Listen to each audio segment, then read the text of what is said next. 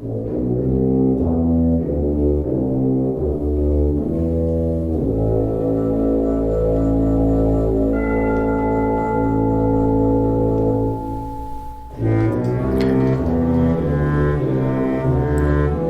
to Mysterious Goings On. I'm J. Alexander Greenwood. You can call me Alex.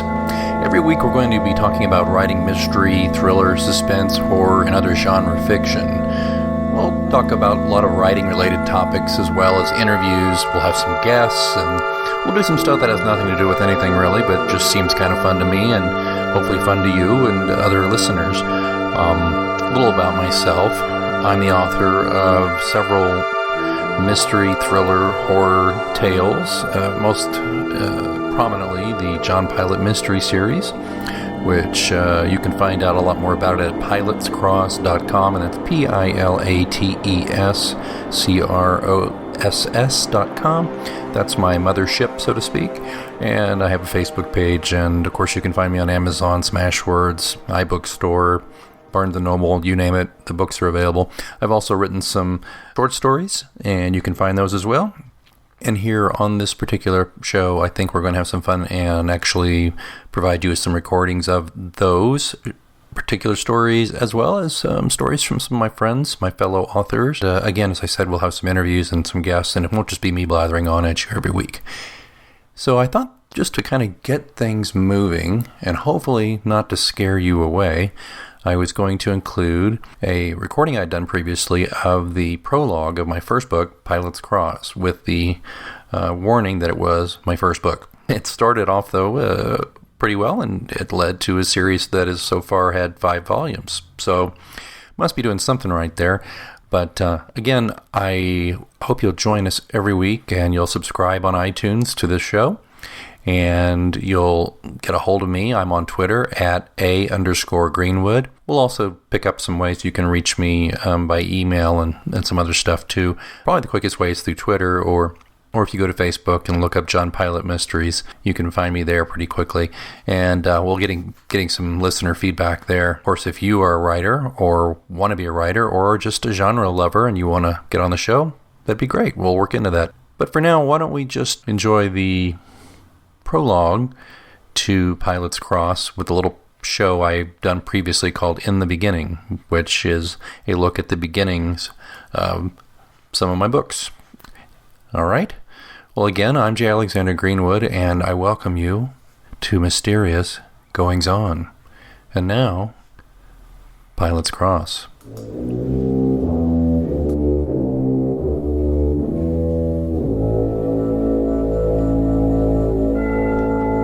Pilate's Cross, Prologue, November 26, 1963.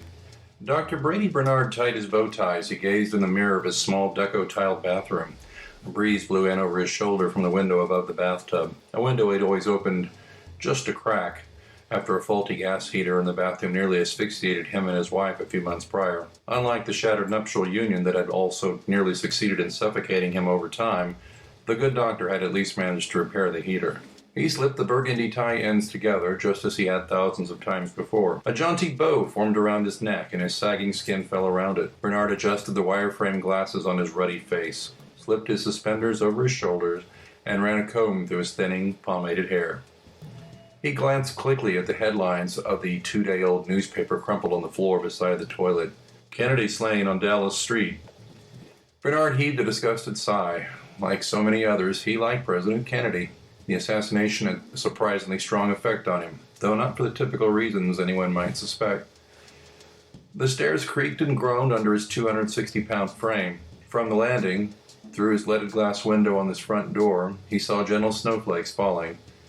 Bernard slipped into his jacket, followed by his overcoat. He dimmed the lamp on the end table, opened the front door, and stepped 1 foot outside, but then stopped abruptly. "Oh, yes," he said. He turned quickly on the ball of his foot and marched across the living room to a 7-drawer oak desk. For the first time in months, he took notice of the framed motto he'd hung over his desk several years ago. An Indian scalps his enemy. A white man skins his friend.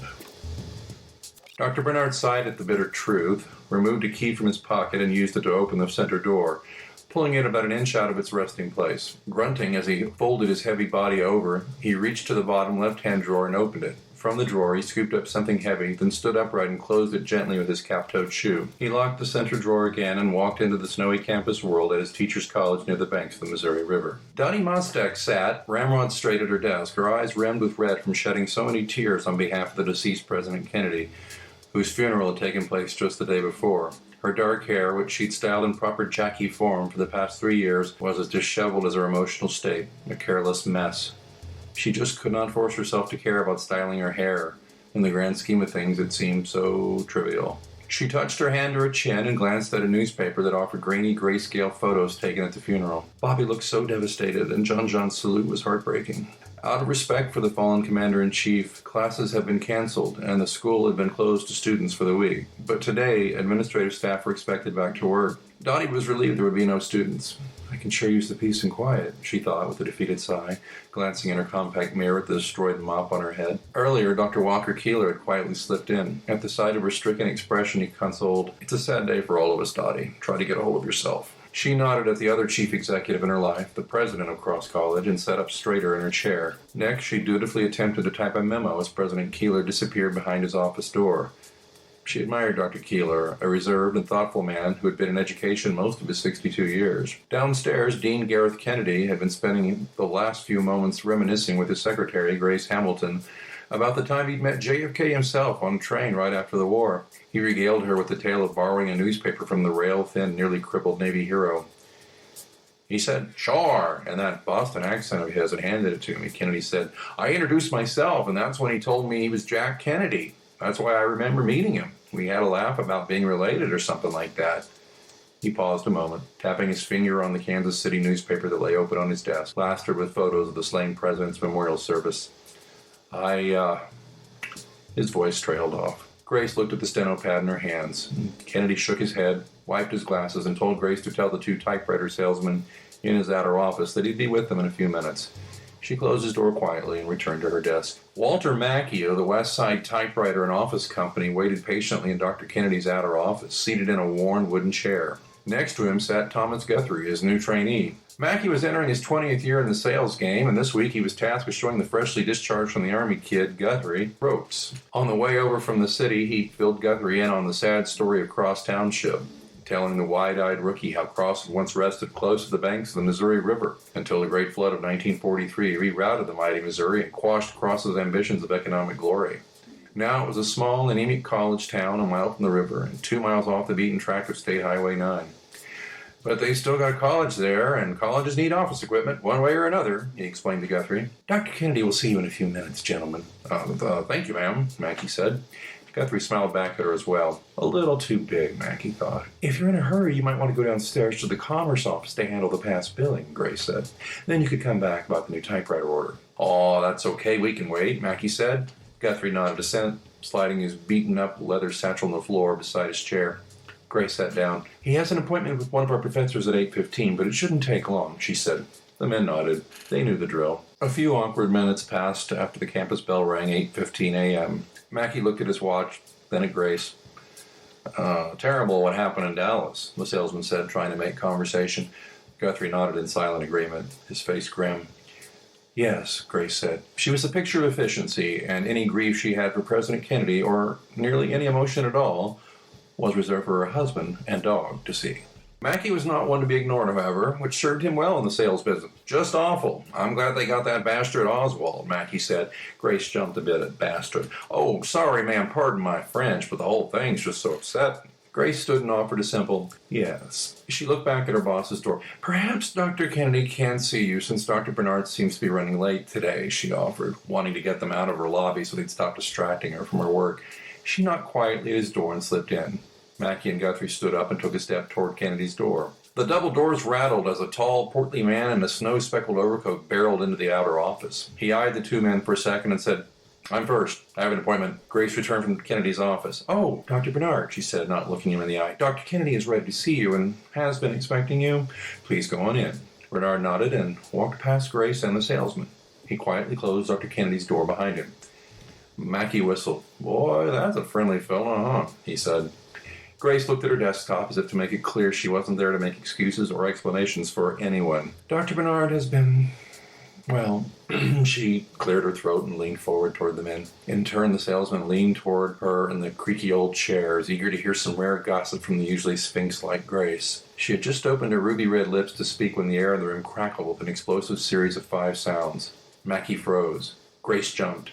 Guthrie launched from his chair. "Was that, gunshots?" he said. Dr. Kennedy's office door opened, and Bernard calmly strode into the outer office, closing the door behind him with his left hand, holding a distinctive German Luger pistol that was partially obscured under his coat with the right. A sickening, sulphurous smell followed him. Guthrie started toward the professor, but Bernard raised the gun at the veteran, and the next instant his left hand instinctively jolted toward his eyeglasses, which had faint red specks on the lenses. Everyone froze for a bizarre 2 seconds of silence before Bernard walked past them into the hallway. Grace rushed to Kennedy's door and saw him splayed like a marionette with clipped strings on the floor beside his desk. His head rested at an odd angle of contortion against a radiator on the wall. He had a small, almost bloodless hole above his right eye.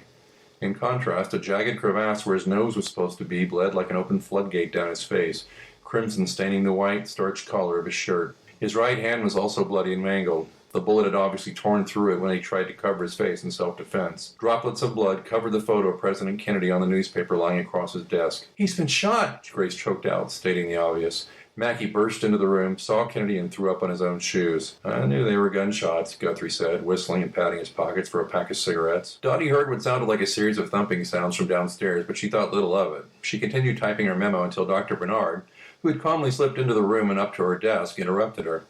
She noted that he was wearing his overcoat and was wiping his eyeglass lenses with a monogrammed handkerchief. "Oh, Dr. Bernard, you startled me." Bernard didn't look at her. He simply continued to clean his glasses. "He in?" Yes, he is. You can go on in if you'd like," she said, keenly aware of Keeler's open-door policy with faculty, even faculty whose contracts had been terminated effective the end of semester. Bernard grunted, put his glasses back on, and stepped toward Keeler's office. Then he suddenly stopped. Without turning around, he spoke in monotone. "They shoot presidents these days." Then he jammed his right hand into his pocket and went in. Dottie shivered at the emotionless announcement and looked back to her typewriter. She glanced up a second later and noticed that Bernard had not closed the door as he normally would. She craned her neck to peer into President Keeler's office.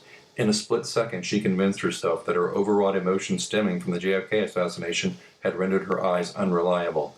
Surely Dr. Bernard is not pointing a pistol at the head of Cross College President Walker Keeler. I must be seeing things.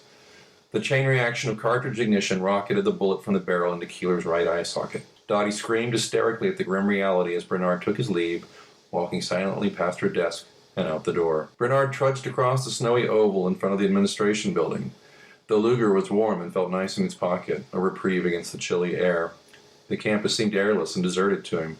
The carillon bells played a Christmas carol just as he reached his own front door. He shed his overcoat, draped it over the banister, then carefully removed the Luger from his pocket and walked to the desk. He unlocked the center drawer just as he had earlier, then opened the bottom left-hand drawer from which he retrieved a box of cartridges. He dropped the spent shells from the Luger's magazine into a wicker wastebasket beside the desk. He paused for a moment, looking at the weapon he'd personally taken from the stiff, dead hands of a German officer in a crumbling Berlin tenement. That officer's face had been left with a hole in it, too, not unlike Dean Kennedy's. He methodically loaded the pistol, then set it on the desk and removed a piece of paper from the center drawer. It was his last letter, already typed. "Mr. Benton, please take charge. Use Nathaniel's funeral home of Goss City. Services should run about $600. Cremate and scatter ashes from the bridge over the Missouri at night under the cover of darkness. Let only one person know what you have done. I require no funeral services or other fanciful memorials. No relatives need to be notified of my demise other than my wife, wherever that harpy now resides. Stay in my house at night or get someone until things quiet down. Somebody might try to cause trouble. You will be paid for your faithful service in these matters. Take care of my office and bring everything down to the house." He signed it with his fountain pen, blotted it, and placed it before him on the desk. He reread it carefully, then wrote a postscript under his signature. P.S. Wally tried to fire the wrong person. Bernard rose from the chair, walked across the drab hooked rug, and placed the letter in its center.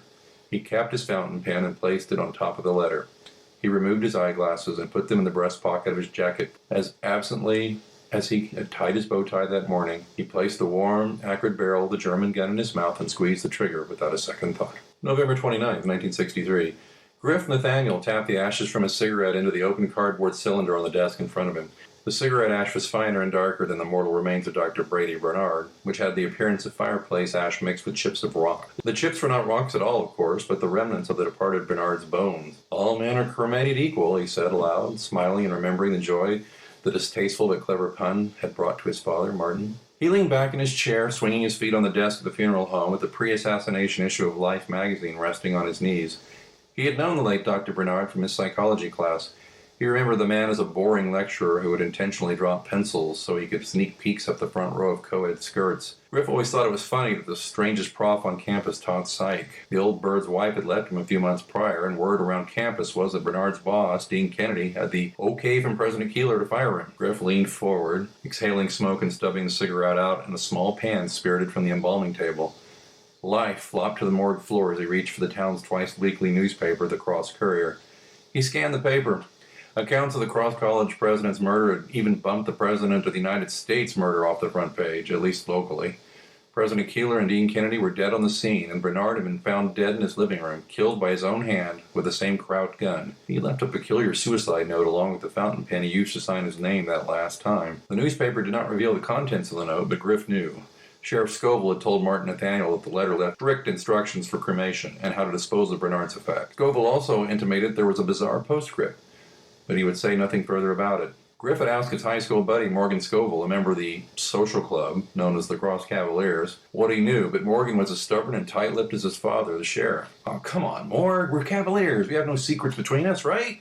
Griff had coaxed, trying to revive the camaraderie of his gang from high school. Morgan Scoville had simply shaken his head and said, "Oh, but we do have secrets, Griff.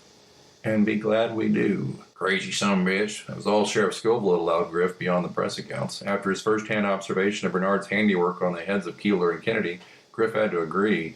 Even with Martin's artistry with mortician's wax and makeup, closed caskets were the order of the day for both funerals. In his 22 years growing up in the family business, Griff and Nathaniel had seen his share of dead bodies, none worse than those mangled by combines or car wrecks. However, in his opinion, there was something far more gruesome about a bullet hole in the face and a blown-out skull. "Griffin?" Martin Nathaniel called to his son from the stairs. "Son, you down there?" "Yes, Dad," Griff said, waving at the smoke in the air. Martin descended the stairs looking paler than usual. Admittedly, the man could have walked right out of central casting to play the part of a mortuary director even on his best day. But on this day, he looked flushed, perhaps even ill. His thin fingers nervously smoothed his black frock. "Where's Dr. Bernard?" he said in a way that always referred to the deceased, regardless of whether they were on an exam table or in a jar.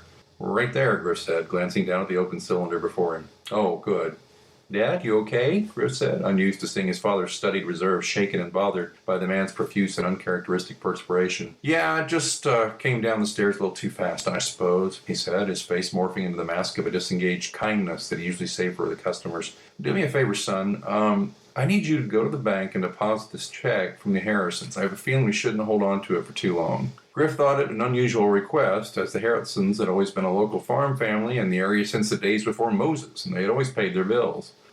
Sure, Dad," Griff said, pulling his jacket on and carefully nudging the Life magazine under the desk with his foot. He took the check from his father's bony hand.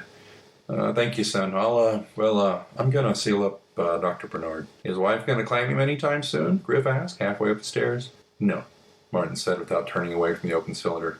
"Nope, I don't think so. We'll hang on to him a while in case she changes her mind. Now, please, be on your way." Griff hurried up the stairs to find his overcoat for the chilly trip to the bank.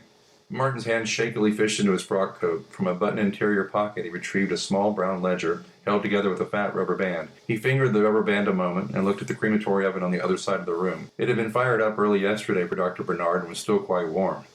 Martin took a step toward the crematory until he was stopped by Griff's shout from upstairs. "Dad, the mayor's here and wants to see you. He says it's urgent." Martin started, and the shaking in his hands worsened. The ledger suddenly seemed as hot as a coal from the oven. He hurriedly dropped it in the cylinder of Brady Bernard's ashes, sending a plume of dusty remains into the air. He then sealed the package with packing tape. I'll be right up." The cylinder of ashes was still warm to the touch as he carried them to a small closet in the basement. He felt in the dark for the light chain and pulled it. Martin slid Dr. Brady Bernard's ashes onto the shelf next to rolls of toilet paper and some dusty plastic flowers. He pulled the chain again to turn off the naked light bulb and close the door. As he climbed the stairs to the parlor, the unmistakable voice of Mayor Ollie Olafson greeted him. "Marty, we need to talk." That was the prologue for Pilate's Cross, Washing Your Hands of Murder Isn't Easy by J. Alexander Greenwood. If this reading interested you in reading more, Please feel free to get the ebook or the paperback from pilatescross.com, amazon.com, Barnes & Noble, Kobo, Apple iBookstore, and many other places. But for general information, please visit my blog, Clues, at pilatescross.com. A little flexibility can go a long way. By refinancing your new or used auto loan with PenFed, you can lower your monthly payments for more flexibility in your budget. You can even schedule your first payment for up to 60 days from the date of your refinance. Calculate how much you could save at penfed.org/auto-refi or call 1-800-247-5626 to apply. Membership is open to everyone. To receive any advertised product, you must become a member of PenFed, insured by NCUA. A little flexibility can go a long way. By refinancing your new or used auto loan with PenFed, you can lower your monthly payments for more flexibility in your budget. You can even schedule your first payment for up to 60 days from the date of your refinance. Calculate how much you could save at penfed.org/auto-refi or call 1-800-247-5626 to apply. Membership is open to everyone. To receive any advertised product, you must become a member of PenFed, insured by NCUA.